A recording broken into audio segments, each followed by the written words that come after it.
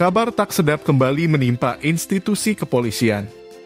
Indonesia Police Watch menuding Kabareskrim melindungi Kombes Anton Setiawan yang diduga menerima gratifikasi dari Timur X Timur Kapolres Oku Timur, AKBP Dalison senilai 4,7 miliar rupiah.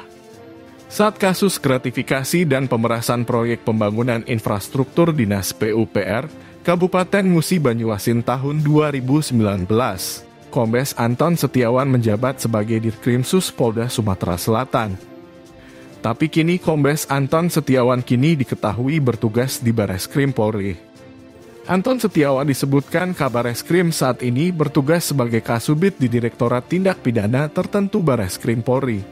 Saat kasus gratifikasi dan pemerasan proyek pembangunan infrastruktur Dinas PUPR, Kabupaten Musi Banyuasin tahun 2019. Kombes Anton Setiawan menjabat sebagai Dirkrimsus Polda Sumatera Selatan.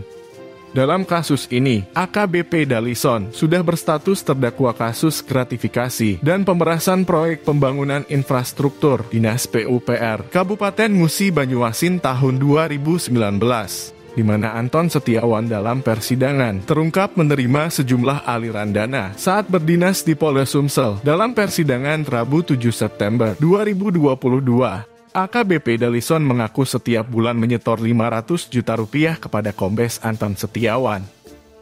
Pengakuan Dalison ini menjadi viral di media sosial. Benang merah itu sangat terlihat jelas bahwa korupsi yang terjadi bukan hanya melibatkan AKBP Dalison saja. Apakah Bareskrim memang sengaja untuk melindungi seorang yang telah terbukti korupsi di kesatuannya? Lagi-lagi publik bertanya atas kasus ini. Belum tuntas kasus Kadif Propam yang menyeret 100 orang polisi aktif yang diduga merekayasa kasus pembunuhan ajudannya. Kini muncul lagi kasus di internal kepolisian. Jika kasus ini tidak segera dituntaskan oleh internal kepolisian, maka institusi ini akan semakin terpuruk dan bukan tidak mungkin akan terjadi demoralisasi pihak kepolisian di seluruh Indonesia. Dan jika itu terjadi, maka yang akan dirugikan adalah seluruh masyarakat Indonesia. Publik menunggu polisi menyelesaikan kasus ini. Kepolisian harusnya mengevaluasi apakah jargon presisi yang selama ini dibangga-banggakan apakah benar dilaksanakan ataukah hanya jargon semata. Karena dari kasus Sambo, kasus Dalison dan kasus-kasus di tubuh kepolisian lainnya memperlihatkan kepada publik bahwa sudah terjadi kerusakan yang terstruktur, sistemik dan masif yang terjadi di kepolisian. Di akhir masa jabatannya, Kapolri Listio Sigit Prabowo harus dapat mengembalikan citra kepolisian kembali.